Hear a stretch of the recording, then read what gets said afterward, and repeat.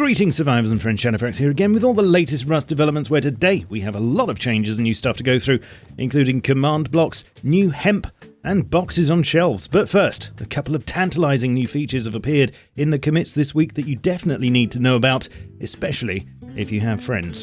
And if not, then this might be a good time to start making them. I will emphasize that these changes are planned for July's patch, so you've got a little while to wait. But firstly, the ability is being added for campfires to be used as spawn points. Now that reminds me of something I've seen elsewhere. Can't think what. As far as I can tell, this is only for people in your friends list and would work much like a sleeping bag in that respect. And according to the commits, this is something that must be enabled at the campfire. We'll use the friend list of the player who placed it, and the campfire must be lit and unobstructed, that is, visible to the sky. Things I'm not sure of at the moment include if the fire has to be lit for both the assigning and spawning process, if it'll be a one-use thing or could be assigned a number of times or to a number of friends, and whether this will also work with hobo barrels, etc, etc. But it is all subject to change, of course, and I'll let you know when I find out. On a related note, another thing planned for July is a new party system, and the gist of this that I'm getting is that you'll be able to invite friends to a party before joining a server. Then when the leader joins, everyone else will join the server with him and will all spawn somewhere within about 100 meters of each other. Also, this will only apply the first time you spawn on a server, with subsequent spawns being random. I guess you could say this is, dare I say it, yet another buff to groups, but surely not. What do you think to this? Let me know below, and I think, but I'm not sure, that this will be arriving along with the new menu that's being worked on, which I'm told's been pushed back a little way. Lots of new features and some new items next, including the command block and high-vis hemp. But first, are you tired of the constant grind? Do you dream of being lord and master of your own Rust Island, engaging in some totally responsible admin shenanigans, or install hundreds of plugins to play with features way before they inspire Facepunch to poach them? Well then, owning your own server is the way to go. And today's sponsor, Pine Hosting, makes the server owning experience smoother than a buttered penguin. I've been using them for a while, and frankly, they're the best server host I've had the pleasure of knowing. They make it super easy to install a high-performance server in just a few minutes, load in any plugins you want with a click, and make everything just how you want it with their powerful, squeaky clean, and easy-to-use console. Got a server with another provider? Don't worry, they will personally help you move over so nothing is lost. With affordable prices, server locations around the world, and any casted DDoS protection, you'll be safe from attacks and get the best possible ping,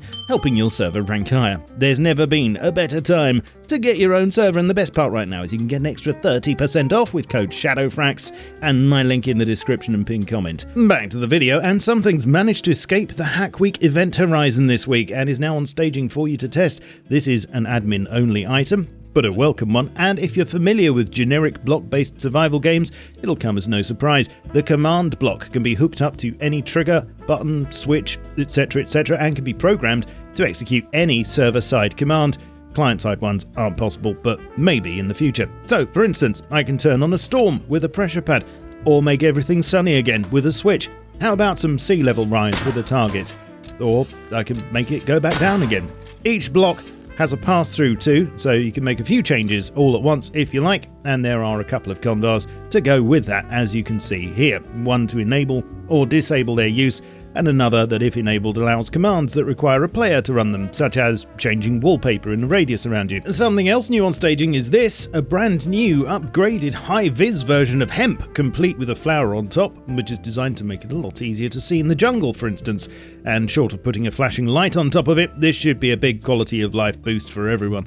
Let me know what you think to this below. In addition to this, on staging are all the new floor and ceiling wallpapers coming in a DLC in June's patch, and there are now about 20 of each, including some new metal ceiling varieties, and it's worth noting that these do, of course, all work on triangle foundations and floors, but also on the underneath of roofs. As I say, this will be a separate DLC, but I think about 4 basic ones of each will be free for everyone to use. There's also that new blue industrial light that I showed last week that'll be getting added to the industrial light DLC. The instant camera is now getting a flash, which you can turn on and off with the flashlight key. It's a bit bugged out for me at the moment, but hopefully it's all working by next week. The new targeting attachment's now got a proper icon, and as shown before, this will allow for pinging whilst the weapon is equipped, and currently working work is ongoing to finalise the effects and sounds for the 2 new crafted silencers that are going to also be in June's patch. A number of changes to go through now, so listen very carefully. I will say this only once. Bee-related things first. The bee catapult bomb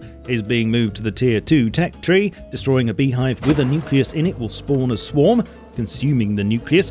The beehive panel's being reworked to be easier to understand exactly what's going on, and there have been some changes to calculations to make bees in the snow more viable. Basically, if it's cool but not the perfect temperature for bees, around 20 to 25 degrees, then a heater will bring them up to the perfect temperature. But if it's freezing outside, then a heater will bring them up to the cool temperature.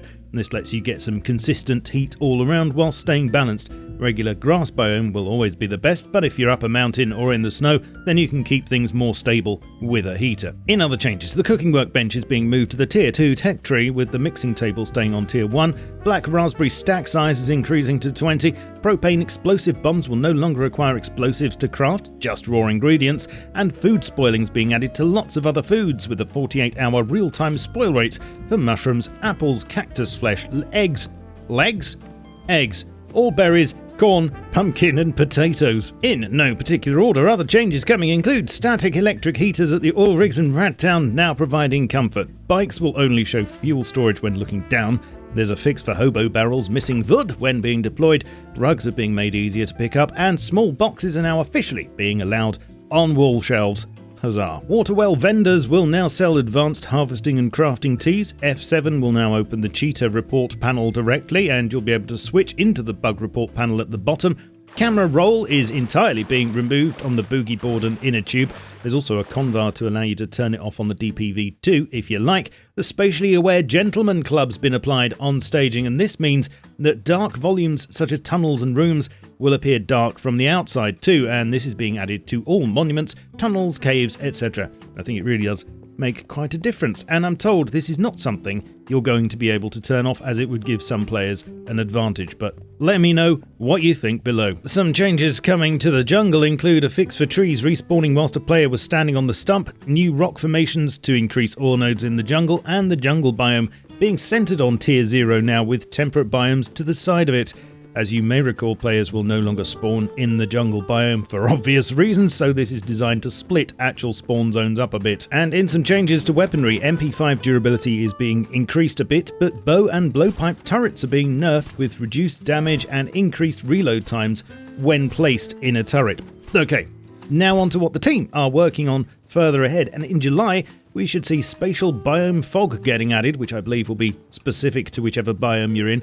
Don't have a lot of details on this one yet. In August, the new compass item will be getting added to hardcore mode servers only, which will replace the compass UI on those servers. I'm told the naval update is planned at the moment for November, and it looks like this will be the next big one, probably on a par with the jungle update for new content, perhaps even more. With a new boat building mechanic being heavily worked on, scientist patrol boats and floating cities, which are having a lot of new props made for them currently. There's also a branch called Abyss Containers, which I'm 99% sure will be a DLC and add Abyss versions of the storage barrels. And lastly, just today, this one popped up.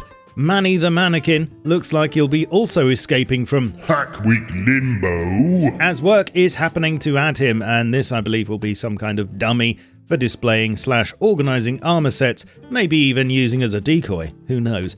No ETA known at the moment. Anyway, tell me your thoughts please. Right, you are now up to date. Leave a like and a sub. Check me out on my socials, including my Steam group, and you can support my work here via YouTube membership, super thanks, and on Patreon. I shall catch you all soon, but in the meantime, keep calm and stay rusty. Cheerio.